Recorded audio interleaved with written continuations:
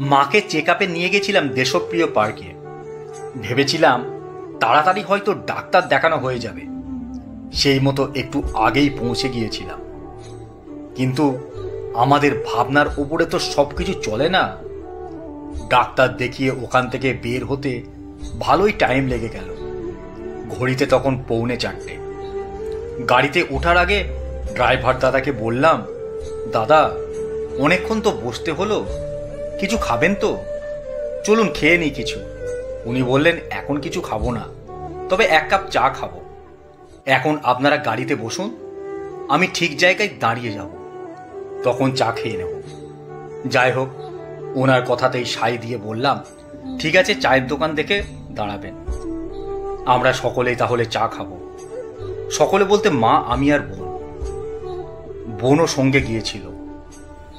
সাঁতরাগাছি পেরিয়ে যখন কোনা এক্সপ্রেস ওয়েতে গাড়ি চলে এলো, ড্রাইভার দাদাকে বললাম, দাদা চা খাবেন না? দেখুন না আশেপাশে কোথাও দোকান আছে কিনা। ড্রাইভার দাদা বললেন, একটু ওয়েট করুন, ধুলাগড় টোল প্লাজা পেরিয়ে একটা ভালো চায়ের দোকান আছে, ওখানেই খাবো। ওনার কথা মতো উনি ধুলাগড়ে ওই চায়ের দোকানের সামনে এসে গাড়িটা পার্কিং করে বললেন, চলুন চা খেয়ে নিই। চায়ের দোকানে দেখলাম অসম্ভব ভিড়। বিকেলের টাইমে মানুষের এই চা খাওয়ার একটা বিরাট নেশা যেন। মোটামুটি 12-10 বলার পর আমাদের 4 কাপ চা মিলল। মা আর বোন গাড়িতেই বসেছিল, ওদের 2 কাপ চা দিয়ে এসে আমি আর ড্রাইভার দাদা চা খাচ্ছি একটু সাইডে দাঁড়িয়ে। আমাদের সামনে দাঁড়িয়ে 2টো ছেলে, ওরাও চা খাচ্ছিল। ওদেরকে চেনার কারণ হচ্ছে আমি যখন চা নিচ্ছিলাম দেখলাম ওরাও চা নিল।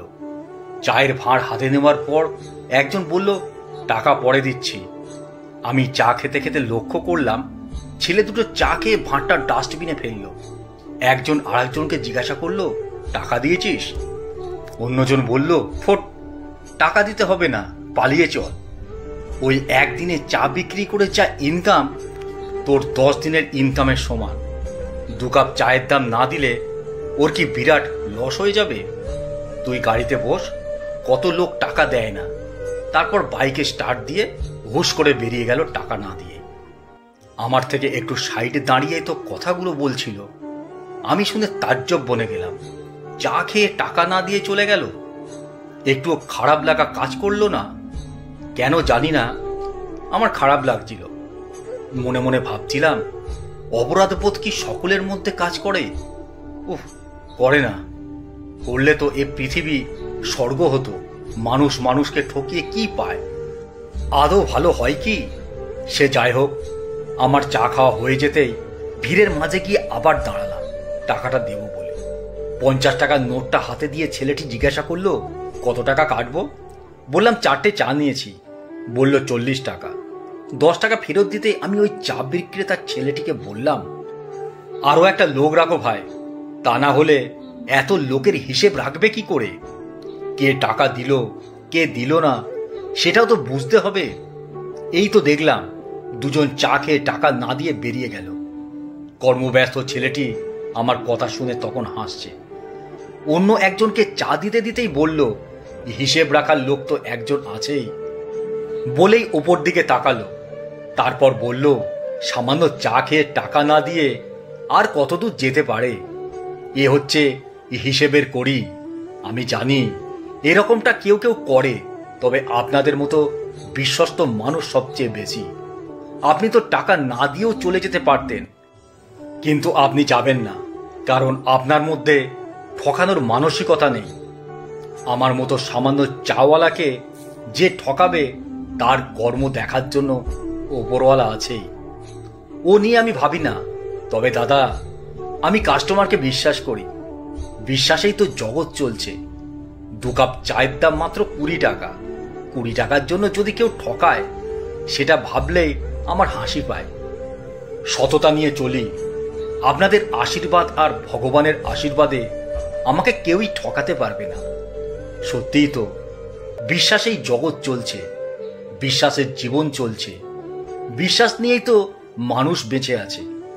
মানুষকে ঠকিয়ে আর কতদূর যাওয়া যায়? হিসেবের করি বেহিসেব হবে না।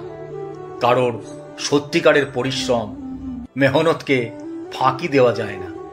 ওপরে একজন আছেন, তিনি সব হিসেব একদিন ঠিক বুঝিয়ে দেবেন। চা বিক্রেতার ছেলেটি তো ঠিক কথাই বলেছে, একজন ঠক কাস্টমারের পেছনে দৌড়তে গেলে 100টা বিশ্বস্ত কাস্টমার হাতছাড়া হয়ে যায়। তাই যারা বিশ্বস্ত তাদেরকেই সময় দিতে হয়।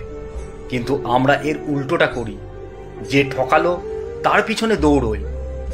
তার জন্য আমরা আক্ষেপ করি, কান্নাকাটি করি, অনুশোচনা করি, তাতে সময় নষ্ট হয়ে যায়।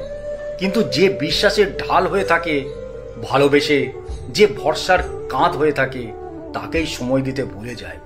ভুল মানুষের পেছনে দৌড়তে গিয়েই আমরা হয়তো অনেকেই সঠিক মানুষকে এ জীবনে হাতছাড়া করে ফেলেছি। তখন হাজার চেষ্টা করেও হিসেবের কড়িকে আর মেলানো যায় না।